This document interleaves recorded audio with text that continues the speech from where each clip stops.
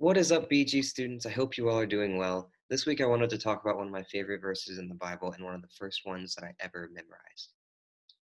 I have to admit, though, that the reason that I memorized it so easily is that it's the shortest verse in the Bible. It's John 11:35, and it simply says, Jesus wept.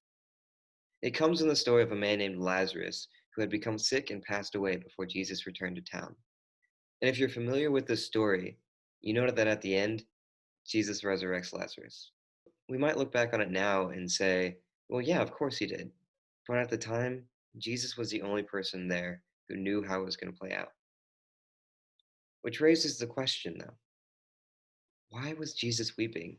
Why did he mourn Lazarus when he knew that he was going to resurrect him? He knew the end of that story. Because as a human, he had experienced the loss of a dear friend.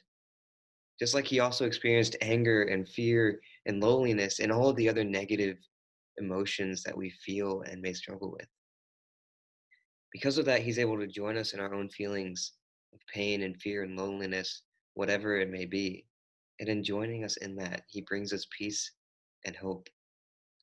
This year, especially, and even this week, I feel like it can be so easy to give into these emotions, to give into that fear, the pain, the loneliness, that darkness that seems to just rest on us sometimes. But thanks to Jesus, we don't have to face them alone. Not only are there people around us who love us and are standing with us as we struggle, but Jesus, God Himself, is with us, joining us in the struggle and standing ready to bring us peace and hope for the future when we're ready to receive it. Would you please join me in prayer?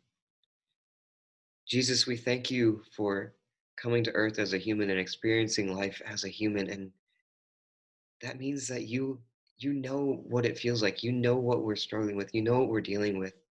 And I thank you that as God, you don't ignore that. You embrace that. You join us in our suffering. You join us in our pain. You join us as we mourn losses and fear for the future. And I thank you that in that you are ready and willing to bring us peace, to bring us hope, but that you also give us the time to process what's happened, to mourn, to understand all of the situations that's going on, and that even in that you are standing with us, bringing comfort. We thank you for all that you do and all that you will do and all that you've done. Amen.